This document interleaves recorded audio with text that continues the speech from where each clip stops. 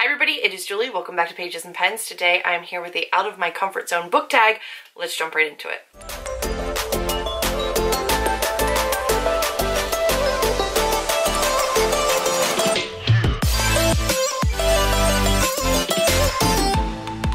This tag was created by Emma from Emma Books, and it was inspired by Allie from Hardback Hoarder. I will have both of their channels listed down below, as well as all of the questions. There are only 6 of them, so not too many. The premise of this one is to get rid of your favorite and most read genre, and none of your answers can come from that genre. So, I think you guys all know that mine would be fantasy, so there will be no fantasy books in any of these answers. It was difficult for me to come up with some stuff for these, I'm not gonna lie, because I do read outside of fantasy a decent amount of the time. I read a ton of contemporary as well, but all of my favorite books, like a lot of these things kind of came from the fantasy realm. So we're gonna see what I came up with. Also, a lot of these I read from the library or on audiobook, or I don't own because I didn't buy them because I wasn't sure if I was going to like them or not. So I don't have a lot of these. The first question is a book that is the exception, meaning that when it comes to genres or elements, this is a book that you liked even though typically you don't like that. And for me, it's going to be not just sci-fi, but time and space travel. I don't typically like space travel, time travel, dimensional shifts, holes, wormholes, any of that. I don't like it because I don't typically like the science behind it, but I really loved Long Way to a Small Angry Planet by Becky Chambers. This has very big science elements to it, but it's science in a way that I could understand it and like grasp it. So this was kind of like the exception. There's definitely space travel and space talk, and it doesn't necessarily dumb it down, but it like discussed it in a way that I could understand it. Similarly, I would say Into the Drowning Deep by Myra Grant, which is back there, but that one is like super science-y in terms of like marine biology and marine life and oceanography. Again, super science-y, really liked it. I would say this one is sci-fi, not fantasy, and Into the Drowning Deep would be more like thriller, also not my genre, so I would say either one of them. Number 2 is a book that you enjoyed from a genre that you previously held stigma about. I don't know if I hold stigma towards genres in general, but I know that I definitely tell myself I do not like historical fiction at all. Specifically, I don't like anything that has to do with war. World War II, World War I. It's not my thing. I don't like them. However, I did 5-star Salt to the Sea by Ruta Sepetys, and I did 5-star The Book Thief by Markus Zusak, both of which are World War II, Nazi-driven, war-themed historical books. And I super liked them both. I listened to both of them on audiobook, so I don't own them, but they were both really good, and that's a genre that I had previously held stigma against because I was like, I don't care.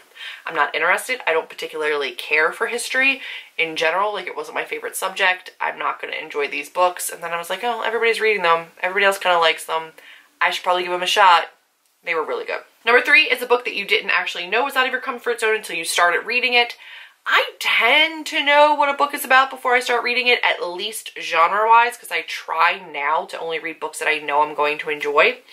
So this one was a little bit difficult for me. I think what I'm going to harken back to is one that I read a long time ago, and that was The Girl with the Dragon Tattoo by Stieg Larsson.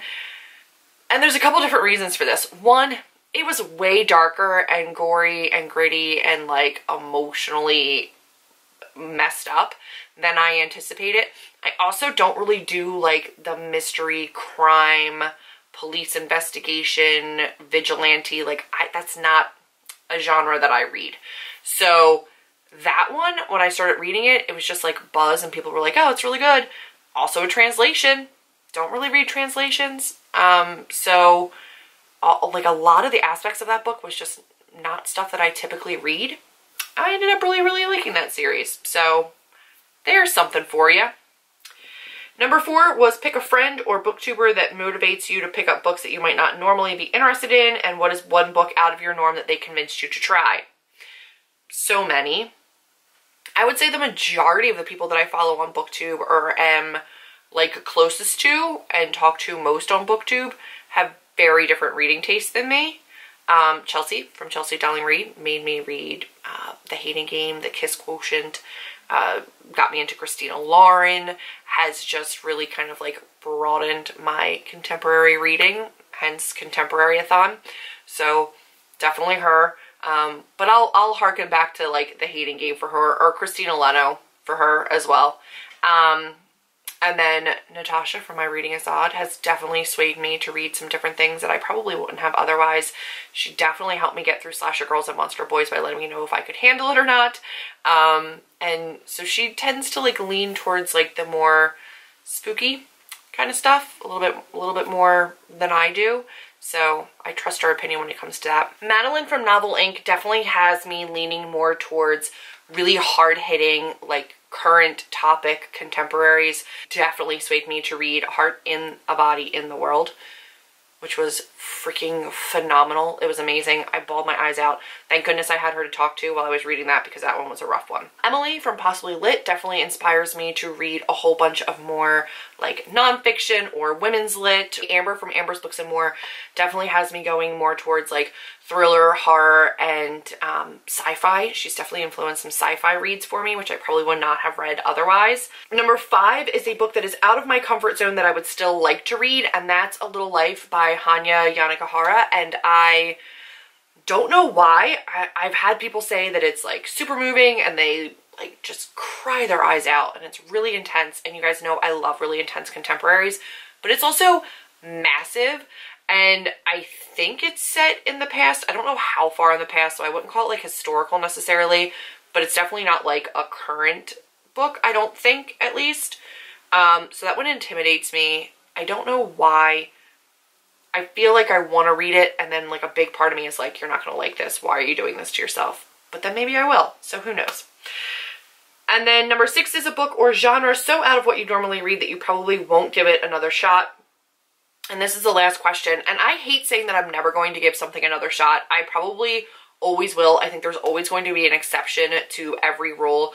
Just like I said, I don't really like sci-fi with time travel, and then I really, really liked this. Or I don't like historical fiction, and then I really like The Book Thief and Salt to the Sea, or, you know, whatever. There's always an exception. There's always something. But I will say, typically, I am not going to be driven towards historical books about, like, based on fictionalized actual like monarchies or royalty. Like, I don't care about Henry VIII. I don't care about the Queens or any of the Elizabeths, or I don't want to read those. I just don't have any interest in them particularly. I don't have very much interest in historical nonfiction either, and I really don't have any interest in reading classics, like the traditional classics. I just don't. I'm not going to say never, but I'm going to say that you're going to have to do some serious convincing, or I'm going to have to be in like a really weird reading mood to like pick one of them up and be stoked about it. I just don't think that they're for me. So any of those things, it's weird when you have got to take fantasy out. It is absolutely doable for me, and I'm trying to get better about realizing that there are attributes and benefits to reading outside of my comfort zone and outside of fantasy. But I am very, very excited to be back into fantasy after a spooky month of like more horror, thriller, and contemporary months. So I'm here for the fantasy for right now. But that's been everything. If you guys like this video, be sure to give me a big thumbs up, click subscribe, and I will see all of you in my next video. Bye, guys.